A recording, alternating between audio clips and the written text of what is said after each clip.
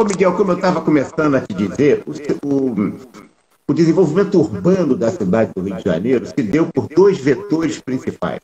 O primeiro foi as duas linhas, dois ramais de desenvolvimento urbano. Está dando de novo. Bom, os dois desenvolvimentos vão ficar assim mesmo. Aí não adianta porque as pessoas ficam ouvindo duas vezes. O desenvolvimento da linha ferroviária da Central do Brasil e da linha... Eu acho que devia cancelar esse evento hoje e fazermos isso outro dia, porque realmente tem que ter alguma coisa complicada. Eu tirei o fone. Não. Não. Adiantou? Alô? Oi, estou te ouvindo. Agora não está dando retorno, não. Eu tirei meu fone, vamos ver se é isso. O desenvolvimento urbano da cidade do Rio de Janeiro se deu por dois vetores básicos, principalmente.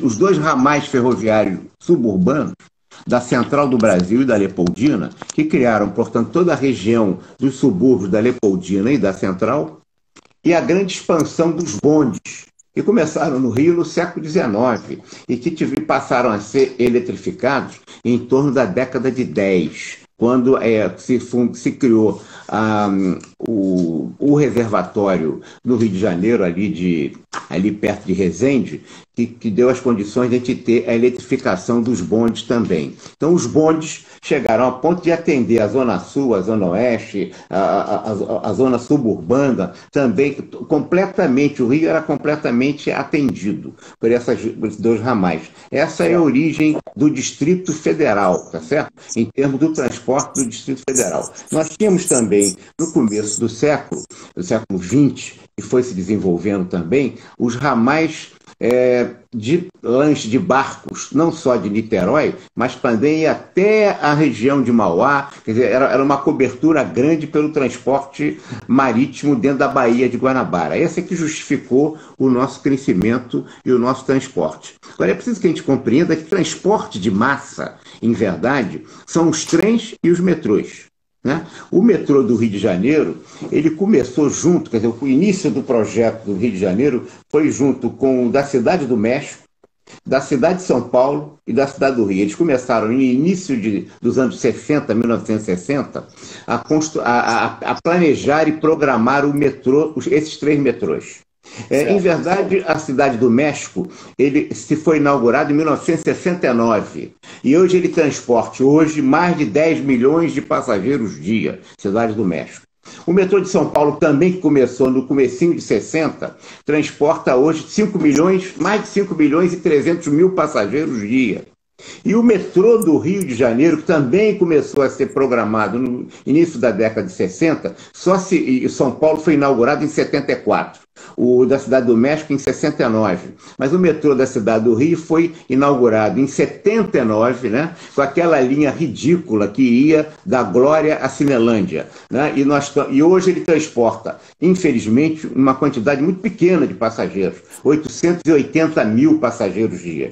Portanto, quando a gente olha o crescimento de São Paulo, que é mais de 6 vezes maior, praticamente 6 vezes maior do que o do Rio de Janeiro, e o da Cidade do México é 10 vezes, a gente pode fazer comparativamente uma análise de como esse metrô do Rio de Janeiro ele ficou para trás. Quer dizer, infelizmente, nós tivemos responsabilidade de sucessivos governos federais e estaduais, concepções equivocadas do que seria transporte de massa. Eu não vou querer com isso satanizar o governador Brizola, mas eu não posso deixar de lembrar que o governador Brizola, que governou o Rio por dois mandatos, ele dizia que transportar passageiro de metrô era mais caro do que transportar cada um desses passageiros que usavam o metrô de táxi. Quer dizer, quando um governante tem essa perspectiva, quer dizer, era mais barato transportar todos os passageiros do metrô do táxi do que usar o metrô, pago pelo governo, claro.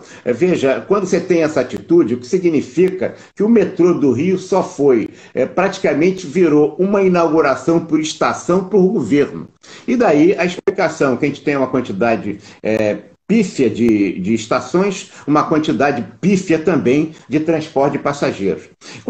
Quando você vê a questão do trem, que foi fundamental, quer dizer, a cidade do Rio, toda a região suburbana do Rio foi criada pelos dois ramais suburbanos de trem Central e Leopoldina, você vai ver a circunstância muito parecida. Quando você pega, para não ficar muito longe, nós pegarmos em 1984, os trens suburbanos do Brasil, do Rio de Janeiro, transportavam em média de 1.200.000, 1.300.000 passageiros dia. Hoje transportam menos de 600.000. Bom, portanto, nós temos o metrô, que transporta só 880.000, você tem, né, os trens suburbanos, que transportam 600.000 passageiros, as barcas, que também, pegando a referência de 1984, transportava, naquela época, 200.000 passageiros dia. Hoje não chega a 60.000 passageiros dia. Portanto, você teve uma perda de qualidade de transporte. Você, mas teve o BRT. O BRT é ônibus. O ônibus no Rio de Janeiro, e daí a nossa confusão no nosso transporte de passageiros do Rio, transporta no município do Rio de Janeiro 60% dos passageiros dia. E o intermunicipal, quer dizer, que se compreenda que a grande região metropolitana do Rio de Janeiro, os ônibus que vêm da Baixada, seja a Baixada Fluminense de Niterói, ou aqui a Baixada Caxias, e Nova Iguaçu, etc., nós temos toda uma vinda de ônibus intermunicipais que representam 17%. Então, você veja, o transporte de ônibus no Rio hoje, na cidade, corresponde a 77% dos passageiros transportados. Aí você tem números pequenos, as vans que você fala, que tumultuam também, que também para suprir uma necessidade de um não bom transporte público, de massa, que tem que ser, as vans transportam apenas cerca de 3%. E o VLT, que é uma novidade maravilhosa, né, que foi concebido inicialmente na cidade do Rio de Janeiro em 1980, onde se previa 6 linhas. Quem formulou essa política naquela época era o Implan Rio, que hoje é a Fundação Pereira Passo da cidade do Rio de Janeiro. 6 linhas. Hoje nós temos praticamente 3 linhas operando, né?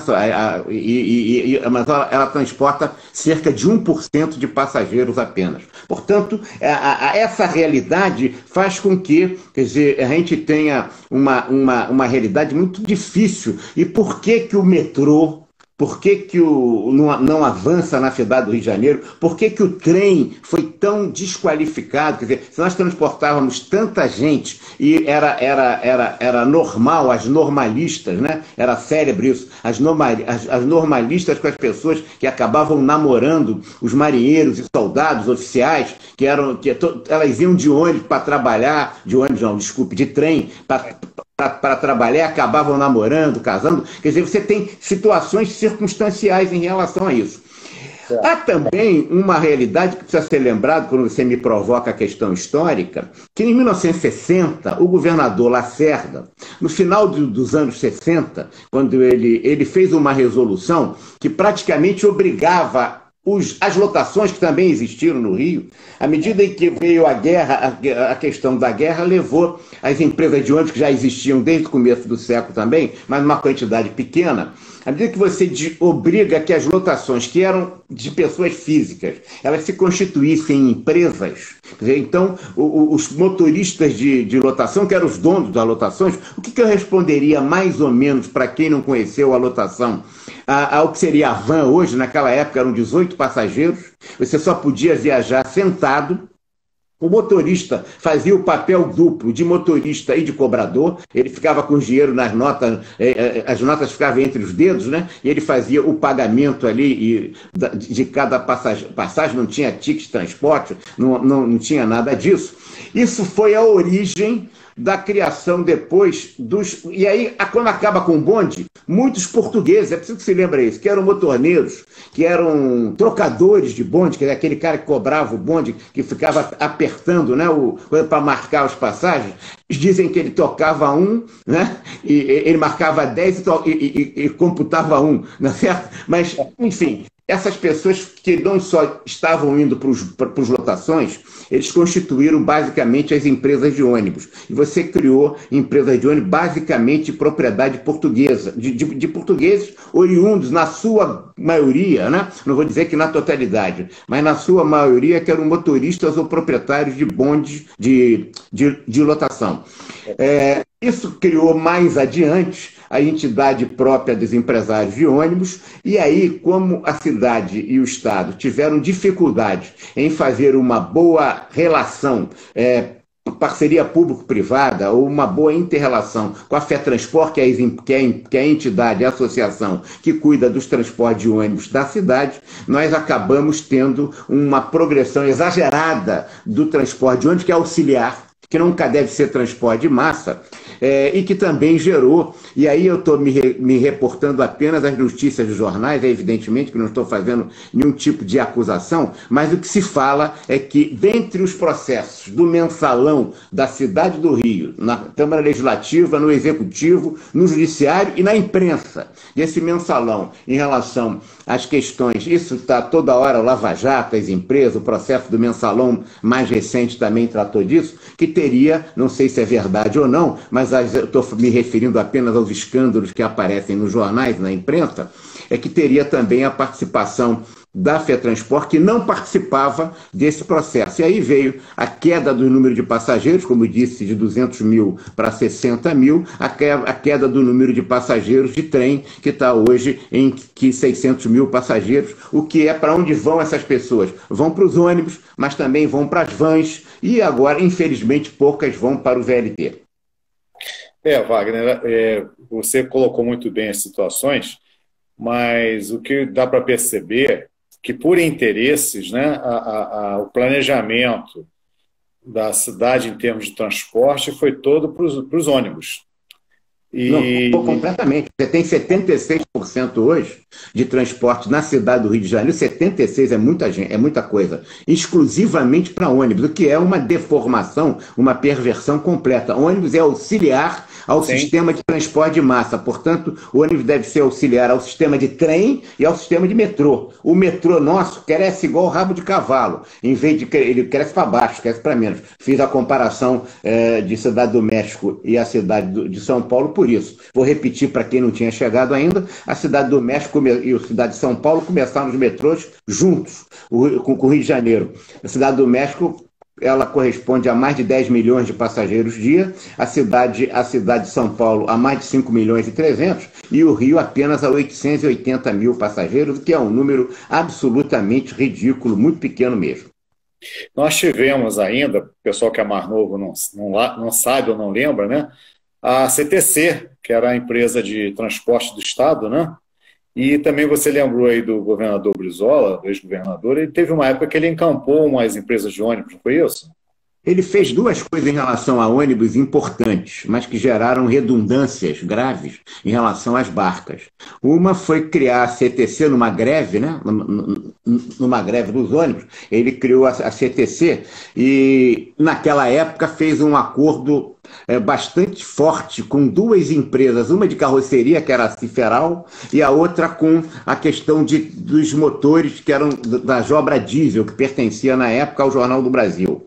Essa foi uma decisão. Em vez a irracionalidade dos custos do transporte da CTC, evidentemente, acabaram contribuindo, porque ela era operacionalmente deficitária, ela acabava gerando aumento dos custos da tarifa, porque aquela insensatez da gestão na CTC, naquela época, gerava aumento do custo da tarifa e, portanto, maior pagamento dos usuários. A outra questão que ele fez foi permitir também, numa greve de barcos, ele permitiu a utilização da ponte Rio-Niterói, que era proibida, através das empresas de ônibus. Isso acabou resolvendo o problema da greve, mas esvaziou bastante a questão fundamental, que era a utilização das barcas, que era um transporte absolutamente mais eficiente e que hoje tem um número que, sob o ponto de vista de operação, ele é muito baixo. Quer dizer, você teria que estimular isso. É claro que se você você estivesse pensando em metrô, você teria certamente já operacionalizado aquele ramal que está parado, praticamente parado há décadas, ali na Praça da Cruz Vermelha, que vai para a Praça 15, que é uma questão que precisa decisivamente, né, fazer e que não se faz. Eu lembro que durante décadas ficou embaixo do hospital, do hospital da Polícia Militar, um tatuzão. Você meteu um tatuzão ali, o tatuzão é aquele que vai furando e vai concretando o túnel ao mesmo tempo do metrô, né? Que é uma tecnologia bastante moderna. O tatuzão ficou ali, não podia tirar, porque senão o prédio caía tudo. Então tinha que avançar para poder fazer a concretagem. Conclusão, a gente pagava-se uma fortuna pela manutenção do tatuzão parado ali e não se avançou na obra. Até hoje não se avançou. É evidente que se você fizesse isso, você teria uma perspectiva também de já ter feito metrô até Niterói, que era uma linha óbvia, né? Que é uma linha absolutamente óbvia, um investimento que, sob o ponto de vista tecnológico, ele é simples, porque você vai abaixo do nível d'água, que é um nível bastante baixo aqui da Baía de Guanabara, talvez 30 a 50 metros, e você sairia em Niterói, interligando, inclusive, a um metrô que iria até São Gonçalo. Portanto, infelizmente, nós não fizemos isso. Ao contrário, desqualificamos o trem, desqualificamos o metrô, desqualificamos a barca, ficamos em cima do ônibus, mesmo o BRT, que foi um avanço importante que foi feito, né, com os ônibus interligados, e que tem tantas dificuldades em relação ao BRT, pela vandalização de muitas estações ali na Zona Oeste. Mesmo o VLT foi feito sob a perspectiva, foi um avanço, mas foi feito sob a perspectiva atrasada, porque ao invés de você trabalhar, podia ter feito ali linhas de VLT, linhas de eletricidade, que seriam bem mais modernas e ecologicamente corretas, sustentáveis. Você manteve o combustível fóssil de gás ou de gasolina, né, de diesel, quando você poderia usar, já deveria estar usando hoje, inclusive, ônibus elétrico, né? Isso é que deveria estar sendo feito. Nem ônibus elétrico se usa, a gente usa ainda um conceito do século passado, né, que é a utilização de combustível fóssil, quando nós estamos certamente no século XXI, na economia 4.0, na quarta revolução industrial, onde a sustentabilidade ela é fundamental, a preservação do meio ambiente com energia renovável, o que seria, claro, que a eletricidade e o VLT, que nos encanta a todos, não há dúvida, já se pensava nisso, vou repetir, na Fundação Pereira Passo, hoje, antigamente era a fundação, seria a Fundação Implan Rio Plan, que hoje, que continua apenas com 1%. E essa briga do prefeito com os concessionários do VLT só tem prejudicado a cidade. O BRT certamente deveria ser convertido hoje. É mais complicado você fazer imediatamente linhas de VLT onde está o BRT. Mas as novas linhas não devem ser de BRT, já deviam ser de VLT. E mais, o BRT hoje devia ser convertido em ônibus elétricos, que existem fabricados no Brasil, né? Existe fabricado no Brasil. O próprio prefeito, o futuro prefeito, espero que já foi, que eu acho que o Rio precisa de entrar com alguém na prefeitura que já entre jogando. Não dá para fazer amador, que nunca praticou gestão, que seria o prefeito Eduardo Paes. Ele está trabalhando numa empresa chinesa que é exatamente dedicada à questão de exploração de eletricidade em relação a meios de transporte, da energia solar, etc., que é facilmente, tranquilamente utilizável nas linhas de VT ou nos ônibus, porque existe ônibus elétrico. Por que você não faz ônibus elétrico? Quando o Lacerda fez isso, o Lacerda acabou com os bondes na década de 60. O último bonde a andar no Rio de Janeiro, eu falo de bonde com muito carinho, Miguel, porque eu fui um grande pegador de bonde andando. Eu era campeão. Se tem uma coisa que eu fazia bem, e são muito poucas, hein? Se tem uma coisa que eu fazia bem, era pegar bonde. Aquele bonde que você pegava no reboque, caiu umas 3 vezes, apostando com os colegas, né? Que você pegava no primeiro balaústre e tinha dezenas de balaústres, uma dúzia de balaústres, você tinha que ir saindo, largando o balaústre, correndo o pé no estribo até o último que você se agarrava. Se você se agarrasse naquele estribo, você caía. Assim como o português, que soltava do bonde de frente, que sempre caía, né? Tá soltando do bonde que nem português. Quem sabia soltar, soltava de costa frente para trás, né? Com a frente abaixada e dando marcha ré. Portanto, isso era uma técnica que eu realmente fiz muito isso. Andei muito de bonde, porque, em verdade, estudava no Pedro II, né? E até os bondes só acabaram em 66, e eu andei de bonde pelo menos todos os dias até 1965, mas pegava bonde sem parar. Então, portanto, o Lacerda acaba com os bondes e bota o chifrudo, que chamava no Rio de Janeiro à época. Chifrudo é porque ele botou uns ônibus elétricos, errou, porque não fez pista privativa para o ônibus elétrico, né, o trolleybus, que você colocou aquelas linhas em cima, e o ônibus, o motorista queria cortar as pessoas. Como não era pista exclusiva, quando ele fazia esse movimento mais brusco, soltava a linha ali em cima, no trilho, lá na fiação, e aí o cara tinha que ter uma madeira enorme, que ele tinha que botar de novo, fazer a ligação, e ficava 10 minutos esperando para o cara acertar, para o trolley funcionar de novo. Conclusão, foi uma experiência que não deu certo. Os bondes deveriam ter sido preservados. O que é o VLT? O VLT nada mais é, Marum, do que o bonde moderno. Sim. Quer dizer, a cultura do Rio, a cidade do Rio, seja em Santa Cruz, Campo Grande, Leblon, Ipanema, Tijuca, onde você pensar, toda a região suburbana da Central e da Leopoldina foi construída e ligada através de bondes. Você fazia isso em todo o tempo. Evidentemente que chegou um ponto que tinha bonde demais, né? E aí você acabou fazendo uma substituição indevida. Você substituiu os bondes pelos ônibus. Piorou. Né? A experiência do trolley não deu certo, porque foi tecnologicamente equivocado, o conceito estava errado, porque não tinha pista seletiva, e aí, efetivamente, a coisa não funcionou, não deu certo, e hoje o Rio é uma balbúrdia. Transporte público é uma questão fundamental na cidade do Rio de Janeiro. Isso se resolve com transporte de massa, e transporte de massa se resolve com parceria. Claro que o Estado não tem dinheiro para isso, mas você tem possibilidade de parceria, empreendimentos internacionais, inclusive, e não há dúvida de também a questão das barcas. Algumas pessoas falam que seria uma oportunidade grande você utilizar também, através do centro da cidade ou das regiões da Zona Sul, para você ir para a reunião através da Bahia, saindo da Bahia.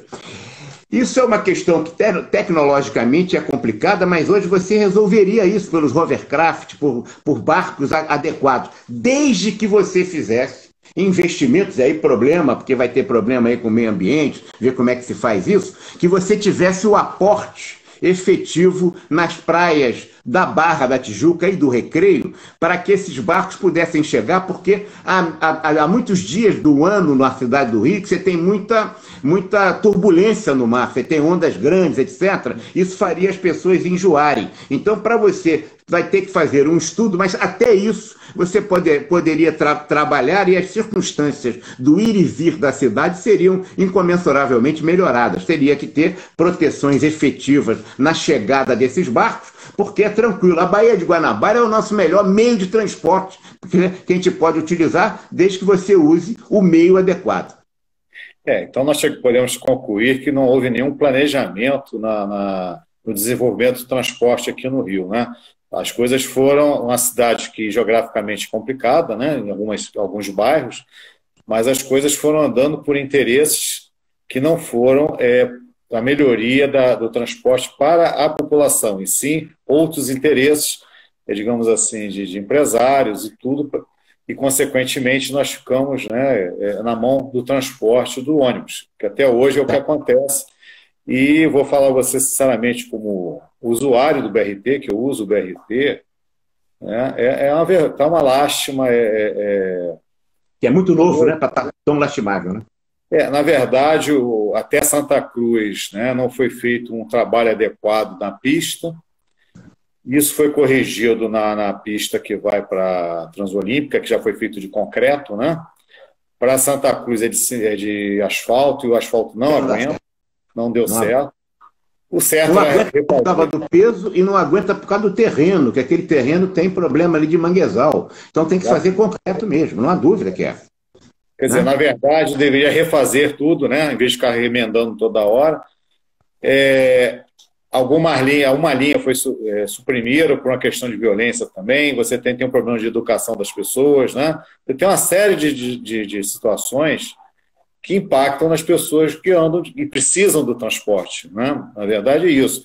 Inclusive, hoje de manhã mesmo na televisão, toda hora está dando muito problema que mexeram nos ramais de Santa Cruz e lá em Deodoro. Então você tinha um ramal, uma linha direta de Santa Cruz para a Central, que agora, se não me engano, ela para lá em Teodoro e pega uma outra linha, que eu acho que vem de Nova Iguaçu.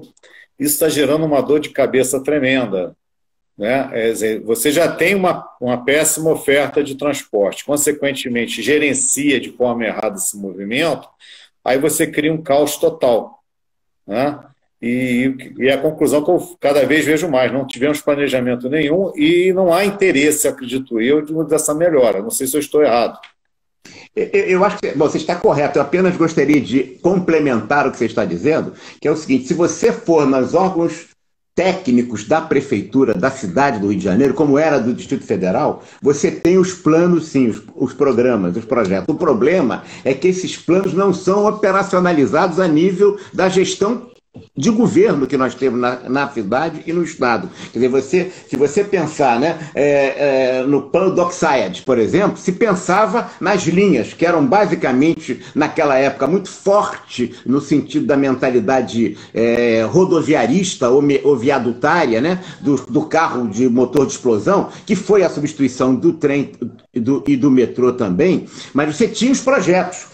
Só que essas linhas até agora não foram completamente executadas, foram feitas na década de 60, no governo Lacerda ainda, né?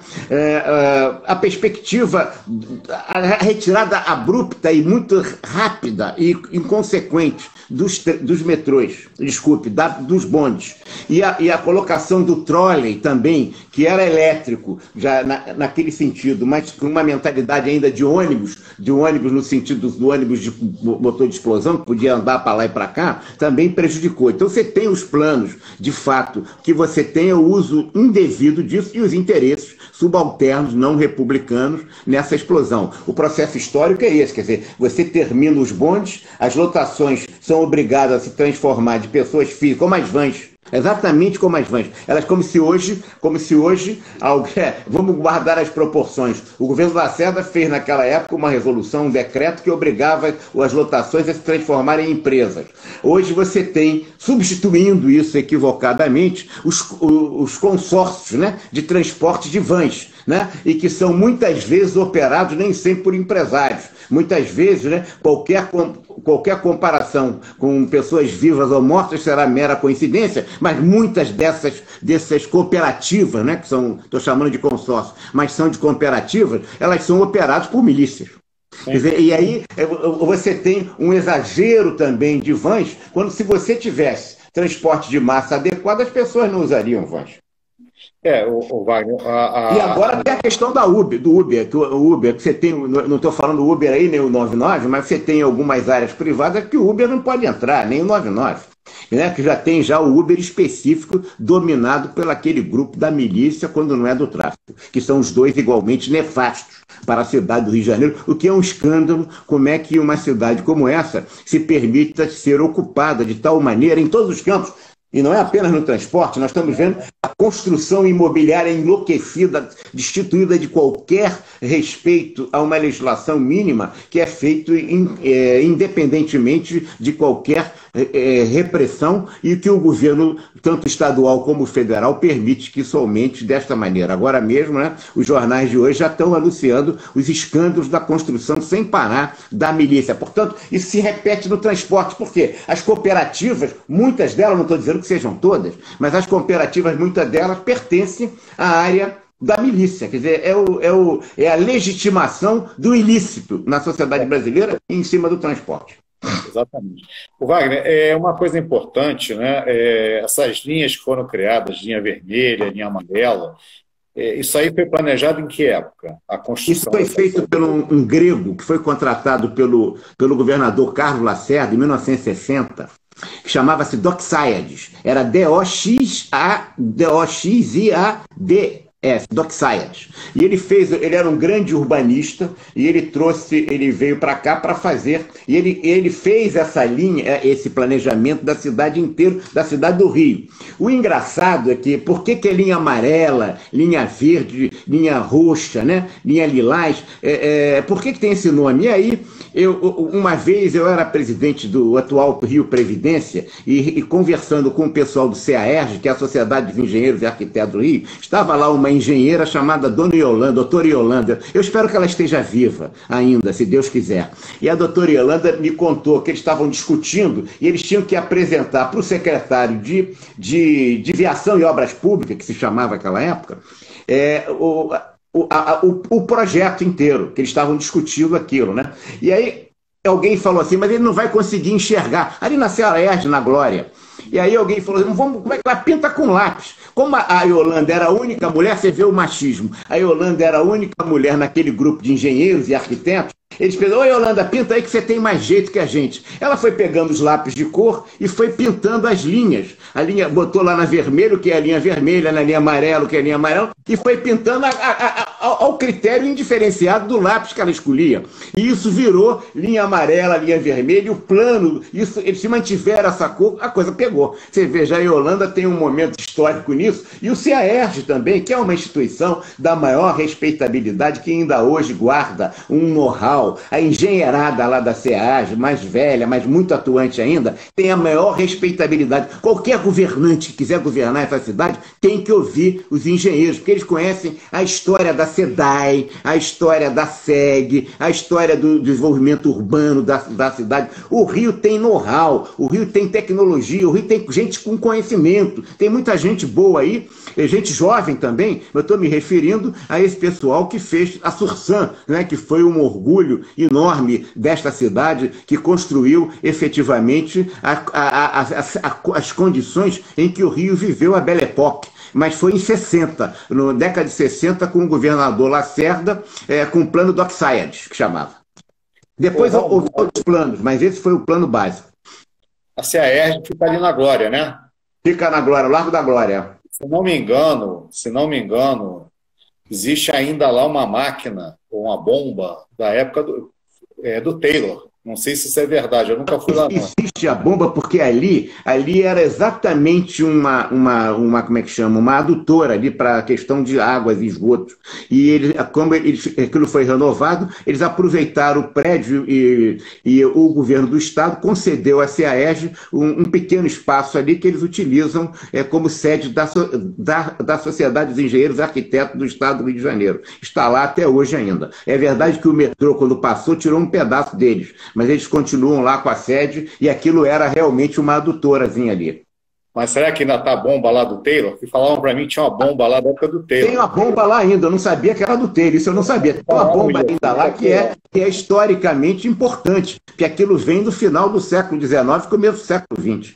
Pois é, tá vendo? Lembre que a praia do Rio de Janeiro, a praia do Flamengo, não tinha aterro. O aterro foi construído bem depois, né? E a praia vinha até onde está, praticamente onde está, não onde está o CAERJ, mas exatamente onde está a pista. Ali tinha a praia que você ficava, ali tinha a praia do Flamengo que era pequenininha e o resto era tudo de pedra, que os casais ficavam namorando, conversando. Ali era um momento muito importante da cidade do Rio de Janeiro. O aterro foi muito bom também, que é uma obra maravilhosa, né? O aterro é muito mais bonito do que o Central Park de Nova York. O aterro é uma maravilha, mas a gente utiliza aquilo ainda com uma manutenção que, a meu ver, ela está contrária aos interesses da cidade, porque ela desvirtuou o planejamento original, né, da cidade, principalmente as obras do grande paisagista que fez projetos maravilhosos da questão da paisagem, das árvores, aquela toda a riqueza que ele trouxe, não só do Brasil, mas do mundo inteiro, que é Burle Marx. Eu acho que resgatar a originalidade é um compromisso que uma gestão carioca tinha que ter, é resgatar na sua inteireza como foi concebido e construído na época do governo Lacerda, com a gestão de uma senhora chamada Dona Carlota, que era uma pessoa de alta sociedade, mas com compromisso muito grande com a gestão pública e que fez um trabalho maravilhoso. Resgatar, portanto, o prédio da Carmen Miranda, enfim, a instalação instalações que eles fizeram, que são lindíssimas e que foram, infelizmente, destruídas.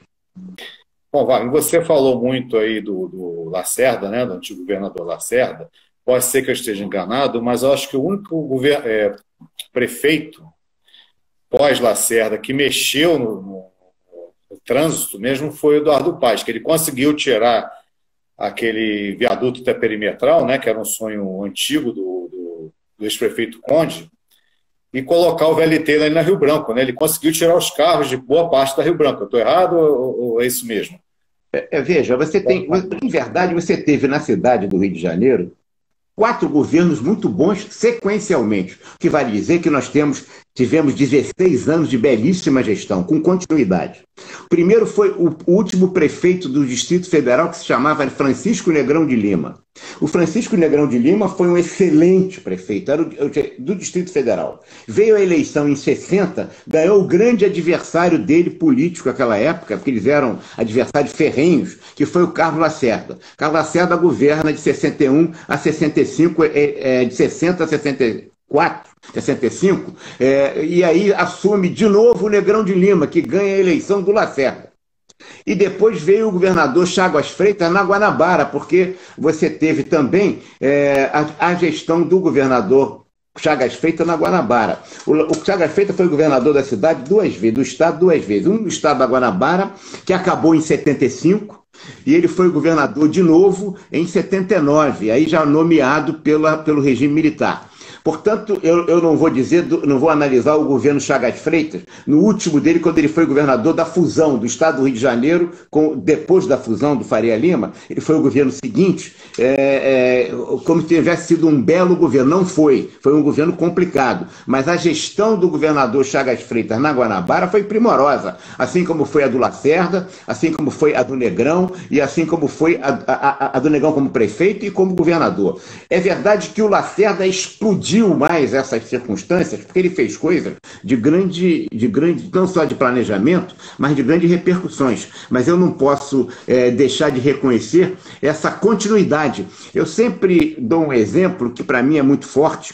Eu conversei muitas vezes, quando eu era presidente do atual Rio Previdência, com uma pessoa que para mim era um dos maiores gestores públicos que o país teve, a cidade teve. Chamava-se Nelson Mufarrege. O Nelson Mufarrege foi secretário da Fazenda do Distrito Federal com o Negrão. E ele criou o seu talão Vale Milhão, que todo mundo lembra.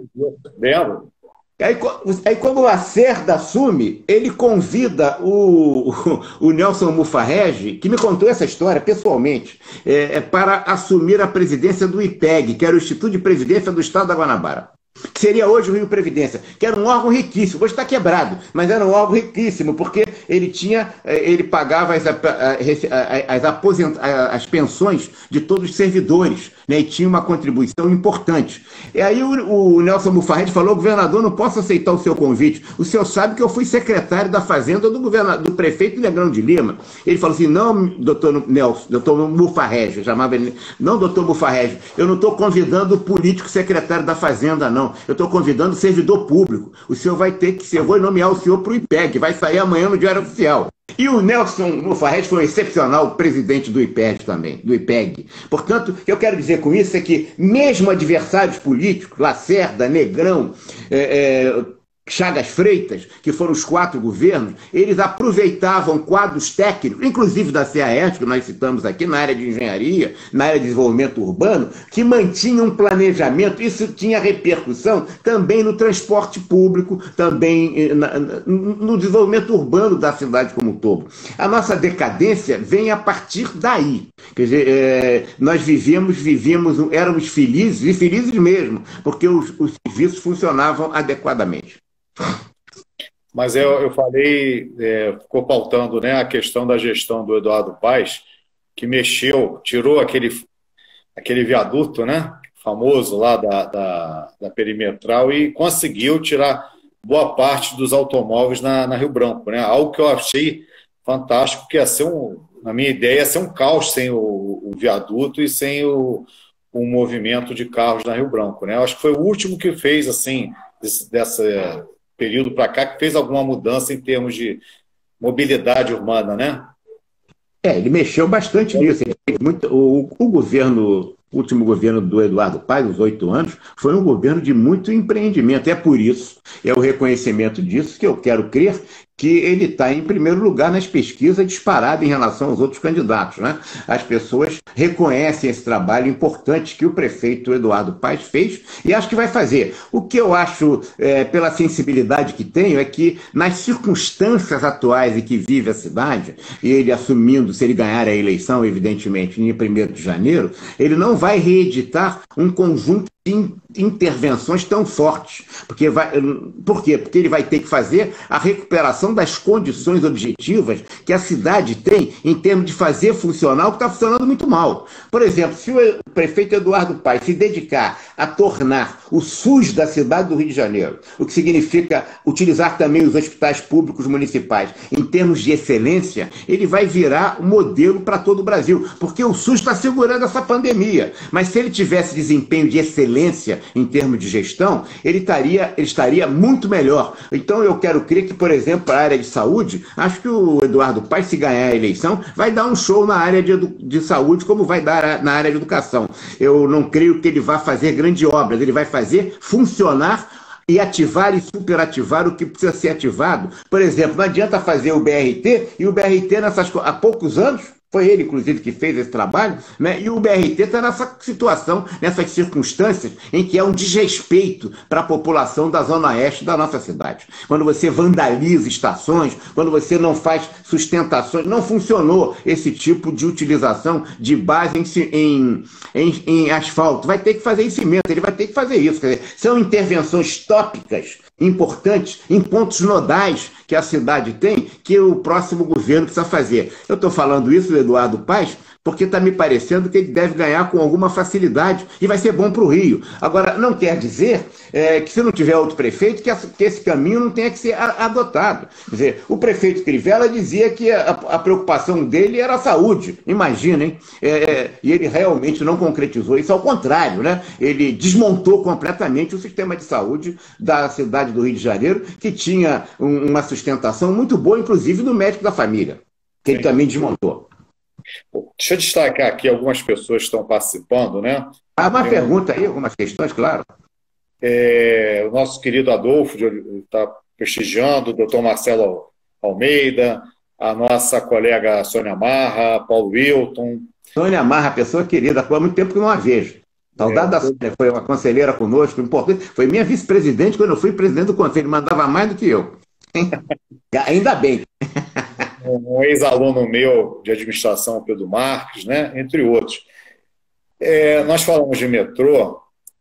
O metrô tem uma página que eu considero assim, meio negra na sua história, que foi na construção ali da Cinelândia, tiraram o palácio, né? Monroe. Quer dizer, uma bela obra que nós tínhamos ali que foi embora, né? Essa é uma mancha que o presidente Geisel tomou essa decisão e tomou uma decisão errada.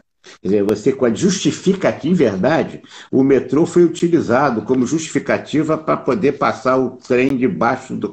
como se aquilo fosse derrubar o prédio. E eles destruíram... Olha bem, você tinha ali...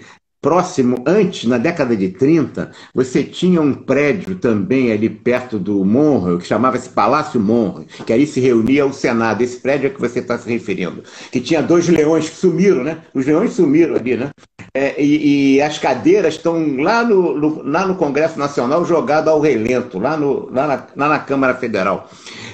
Você veja que coisa estranha. Você tinha um prédio ali que era um teatro, onde estreou a Bibi Ferreira, onde o Procópio Ferreira se apresentava, que era lindíssimo, também de frente por mar. Também derrubaram, porque o ditador da época, que era o Getúlio, ele achava que aquele pessoal fazia teatro contrário ao governo. Ele destruiu o prédio.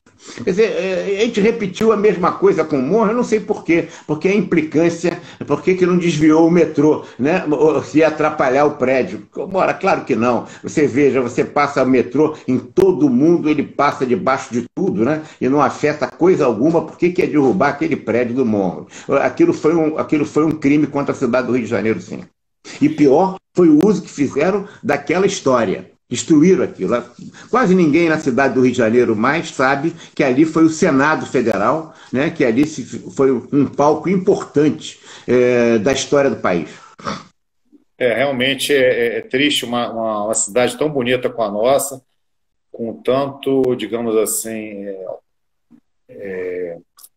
igrejas, né? Você tem vários lugares históricos, né, que deveriam ser preservados e muitos não o são.